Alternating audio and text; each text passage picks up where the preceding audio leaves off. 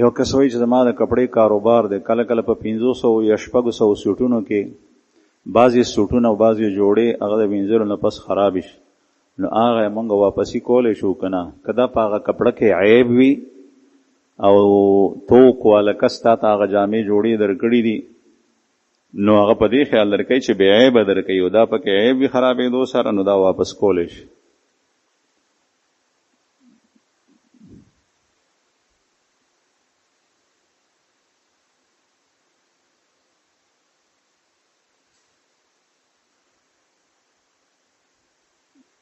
یو کس تپوس کړی دی چې د جمعې د اذان اول او صحیح وخت څه دی، او بیا یې لیکلی دی چې په بنوري ټاون کې دې باره کې سوال شوی چې با جمعات کې د جمعې اذان اول له سنتو نه لږ مخکې کېږي، نو دا شرعاً څنګه دي؟ نو د بیروني ټاون جواب دا و چې دا اذان د حضرت عثمان رضی الله عنه په دور کې شروع شوی دی چې د هغې وخت داخلېدو سره دی. جواب یې دا دی چې دا خبره غلطه ده چې اذان د حضرت عثمان رضی الله عنه په دور خلافت کې شروع شو. اذان د رسول الله صلی الله علیه وسلم په زمانه کې شروع شوی دی د هر مزد لپاره او د صحابي په خوب سره، او د صحابي نوم دی عبدالله ابن زید ابن عبد ربه، او د حدیثو په کتابونو کې هغه دغه تذکره روایات دي، او د دې صحابي نه دغه یو اذان والا روایت مروي دی او هغه دلیل او حجت دی، او هغه ته صاحب الاذان وی. خوب لیدلو او بیا د خوب د صحابي په ذریعه د اذان مشروع شوی نه دی، د رسول الله صلی الله علیه وسلم په وینا سره چې هغه صاحب الشرع د اذان مشروع شوی. البته د جمعې اذان یو مخکې د نبی کریم صلی الله علیه وسلم په زمانه کې، او د صدیق اکبر په زمانه کې، او د حضرت عمر په زمانه کې رضی الله عنهم اجمعین، چې کله د حضرت عثمان صاحب دور خلافت شو نو په هغې کې د جمعې بل اذان هم شروع شو. اصل اذان هغه چې هغه به د جمعې د خطبې نه مخکې کېدو، د رسول الله صلی الله علیه وسلم په زمانه کې، د خلیفه اول په زمانه کې، د امیر المؤمنین عمر صاحب په زمانه کې، او حضرت عثمان رضی الله عنه چې وکتل چې خلق ډیر شو، خلافت وسیع شو، مملکت وسیع شو اسلامی، نو وړومبی اذان هم کوي. نو دا د حضرت عثمان رضی الله عنه په وخت کې شروع شوی دی. بیا چې کله وخت داخل شي نو دا هغې نه پس چې څه وخت دا اذان کې نو کولی شي، که هغه د سنتو نه مخکې کې، که وخت داخلېدو سره کې. په دې کې تعیین نشته، که څوک تعیین کوي نو دا بد کوي. لکه د سحر وخت داخلېدو سره اذان کې نو هم د خوښه ده، که 15 منټه پس کې نو هم د خوښه ده. نو اذان وخت داخلېدو سره که ته څه وخت جمع کې د هغې نه دومره مخکې کوه چې خلک جومات ته مونځ ته راتلی شي.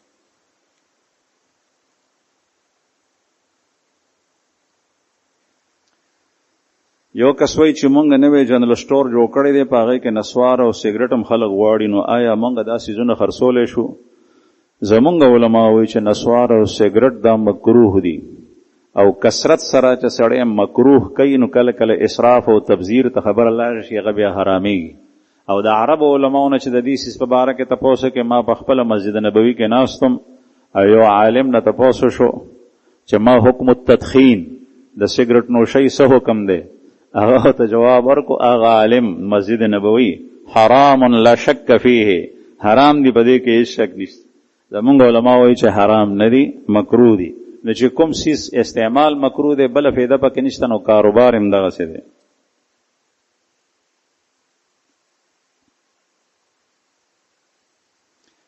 یو کس وایي چې ما د خپلې لور نوم ایښی منها، آیا دا نوم صحیح دی؟ دا منها نه دی، دا غلط دی. منها دا منحا یا منحا دی، تا ها سره لیکلی دی او الف سره، په آخر کې ها او الف دی. دا ها او الف نه دی بلکې دا حا ده، حلوی والا حا ده، او په آخر کې ګول تا ده. دا منحا هو ټیک دی، دا تا چې لیکلی دا غلط دی. چې کله ورته اخلی نو منحا درست نوم ورته اخله او لیکه هم ټیک. د کومو مسلو تعلق چې د علما سره نو علماو نه تپوس کوئ.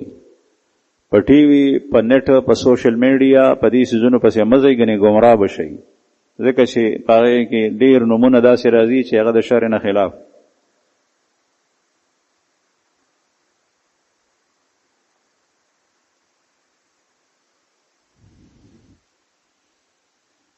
یو کسوی چې غسل د تبرید د پاره هم مسنون دی او کنا نه غسل د تبرید د پاره مباح دی، یعنی دې د پاره چې بدن می یخ شي ګرمي ده. بل تپوسه کړی دی چې په نت باندې د قبر مصنوعي سوال او جواب ویډیو کله کله خلک خی جوړي به خلک ګوري دا څنګه دي، دا ټیک نه ده. ځکه چې الله جل شانه فرمایي یؤمنون بالغیب، په غیب باندې ایمان راړي. بس هغه ته دلایل سره وایا، قرآن پاک احادیث هر دلایل بیان کا کچری نی نبی او د قبر ما جوړو، دا غیب پاتې نشو، دا تصویر راځي. بل تپوسې کړی دی چې زما ښځه ده کور ودانې مې ده، د هغې حافظه کمزوري ده، قرآن پاک نه زده کېږي، نو څه چل ورسره وکړو؟ نو چې نه زده کېږي نو څه چل ورسره مه کوه، خو ورته وایه چې کوشش کوي د تلاوت کول یا د هغې د زده کړې لپاره کوشش کول، په دې الله پاک به انشاءالله اجر پوره ورکوي.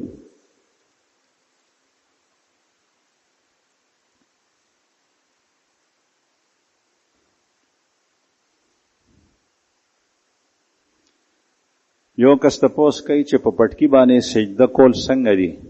په پټکي باندې سجده کول مکروه دي، کراهت ده. یعنی پټکی داسې واه چې د هغې په ول باندې ستا سجده نه راځي، پټکی دې ښکته راځي. او که چېرې دا په بېخیالۍ کې راښکته شي وشي ته کوشش کوې نو بیا مکروه نه دي. دویم تپوس یې کړی دی چې په کور کې بعضې مور او پلار سره د هغې چې د هغې اولاد 18-19 کاله شي لیکن واده ورته ونه کوي، داسې وظیفه وښایي چې واده وشي. بس د خدای نه غواړه، د خدای نه غواړه، الله پاک یې کوي.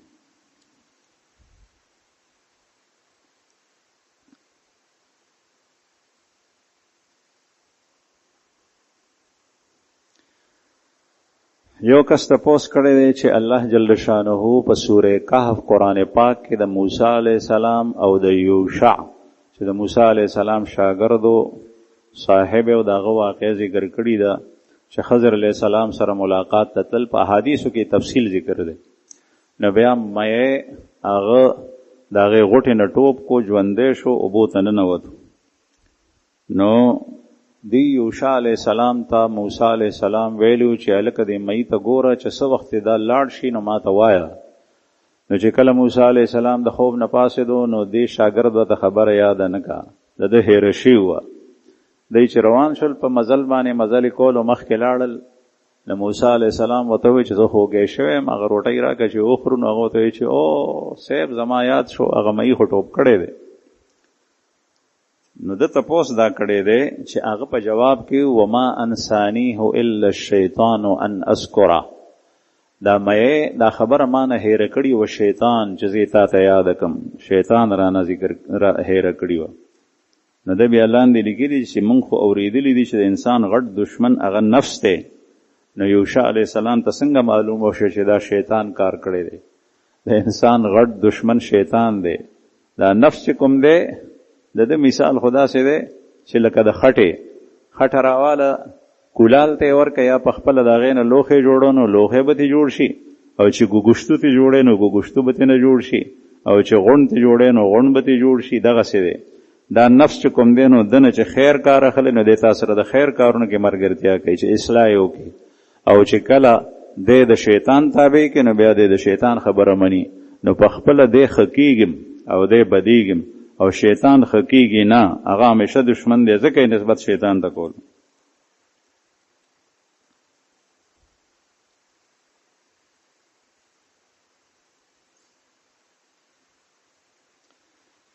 یو کس تپوس کړی دی چې ما ته یو کس ووایي چې دا کوم کاونټر چینیان جوړی او تسبو دپاره خلک پې تسبیح وایي، په دې باندې تسبیح نه ویلی کېږي، یعنی په دې تسبیح ویل نه دي پکار، دا ذکر نه دی. دا خبره خطا ده. ذکر په حقیقت کې نه په کاونټر دی او نه په تسبو دی په دانو، بلکې ذکر په ژبه دی. لا اله الا الله، لا اله الا الله، لا اله الا الله. زه په ژبه ذکر کوم، په ګوتو باندې زه شمیر کوم. نو شمیر چې ته په هر څه کې په هغې باندې کولی شي، ذکر په ژبه باندې کېږي. نو چې څوک دا وایي چې په دې ذکر نه کېږي، دا خبره خطا ده. ځکه دا تسبیح هم چینیان جوړوي، نن سبا اکثر تسبیح د چین نه راځي، دانې ټول.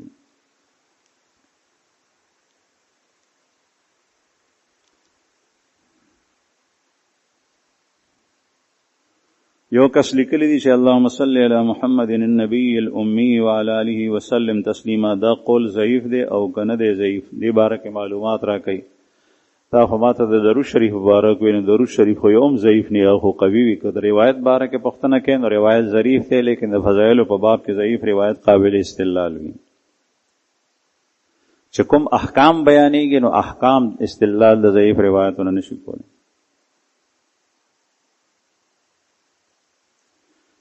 بل تپوس د طلاق کړی د طلاق مسله دلته منبر نه بیانېږي. د هغې وجه دا ده چې په بیان کې فرق راځي او د طلاق مسائل ډېر نازک دي، نو هغه ټوله مجمع کله کله په هغې باندې خطا کېدی شي. نو مفتی صاحب نه د مونځ نه پس تپوس وکړي.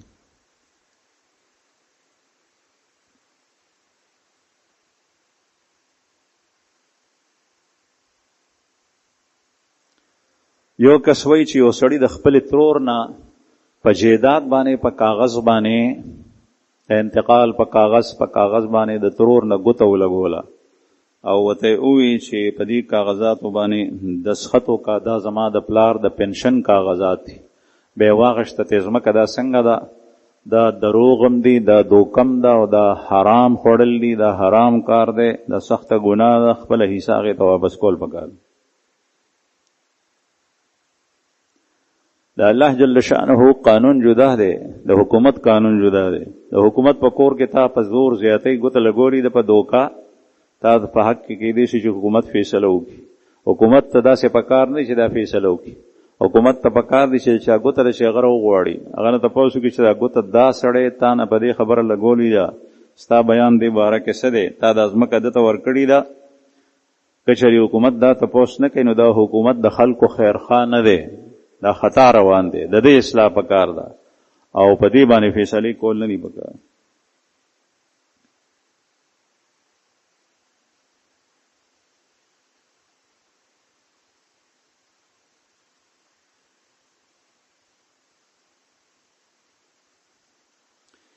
یو کس د ماښام د رکعتونو باره کې تپوس کړی دی چې جمع سره یو سړی د ماښام په مونځ کې شریک شو، خدا کس مسبوق دی مقتدی، یعنی دنه څه مستلی دی او څه امام سره ونیو، او چې کوم د امام سره نیولی مونځ دی نو هغه رستی رکعت دی. رستی رکعت امام سره وکړو، 2 رکعته دنه تللی دي، دی به دا باقي مونځ څنګه کوي؟ په دې کې په قاعدو به کینی او که نه؟ نو دا زده کوي چې کله د امام سره یو رکعت وکړو، خوا دی په قاعده کې شریک شو، یعنی 2 رکعتو نه پس چې کومه قاعده اوله ده په هغې کې شریک شو، یا د هغې نه مخکې خو د رکوع نه پس شریک شوی دی، او یا په دې 3 رکعت کې په قیام کې شریک شوی. د رکعت وشي امام به کوي نو دی دم ورسره کوي، امام په قاعده کې ناستو دی دم په قاعده باندې کینی. امام چې سلام وګرځوي نو دی به وپاسي،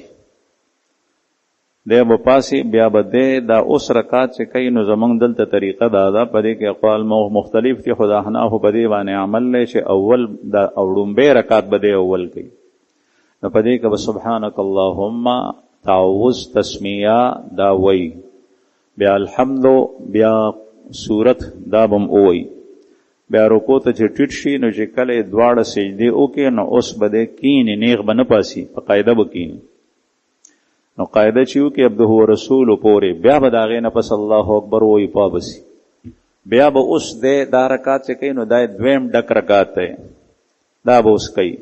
نو د دې په سر کې به ثنا تعوذ نه وایي، صرف تسمیه بسم الله به وایي، او بیا به الحمد وایي او سورت به وایي، او بیا به ټیټ شي، بیا به آخره پورې ټول مستر ته ورسي.